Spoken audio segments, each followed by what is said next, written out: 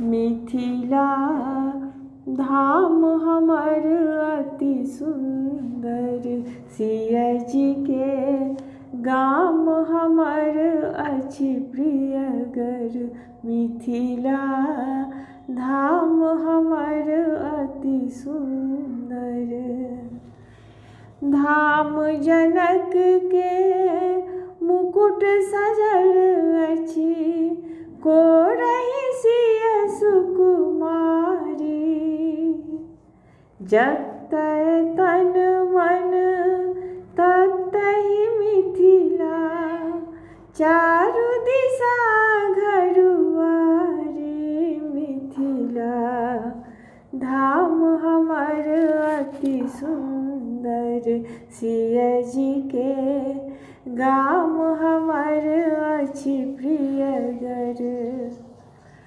पूरब सुंदर पूर्ण अरण्य, पश्चिम चंपारण्य, दक्षिण गंग अंग के छुबथि, पावन सकल अभंगा। मिथिला धाम हमर अति सुंदर, सिया जी के गाम हमर अछि प्रियगर। भोरे भोरे राजा उठला, बरद के देलनि सानी। सानी खाए बरद तुष्ट भेल, हाथ लेलनि गरदामी। राजा खेत जोतैले चलला, मिथिला धाम हमर अति सुंदर। निपट अकाल रुख अछि धरती, बिगहक बिगहा पड़ती। गाछ वृक्ष सब ठूठ भेल घन, छाए पसरि गेल विपत्ति। राजा हर जोतैले चलला, मिथिला धाम हमर अति सुंदर। हरक नास लागल पृथ्वी पर, मैया उठली चेहाए।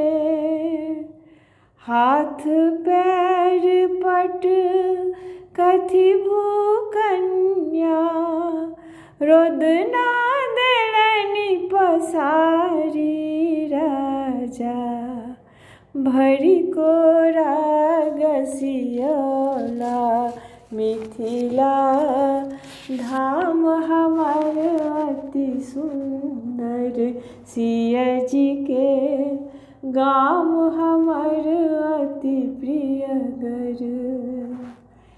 डम डम डामरू इंद्रक बाजल, छम छम नचली बरखा।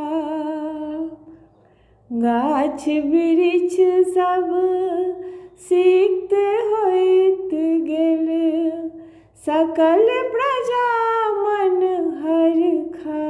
राजा धिया के पजियौला, मिथिला धाम हमर अति सुंदर, सिया जी के गाम हमर अछि प्रियगर। मिथिला धाम हमर अति सुंदर।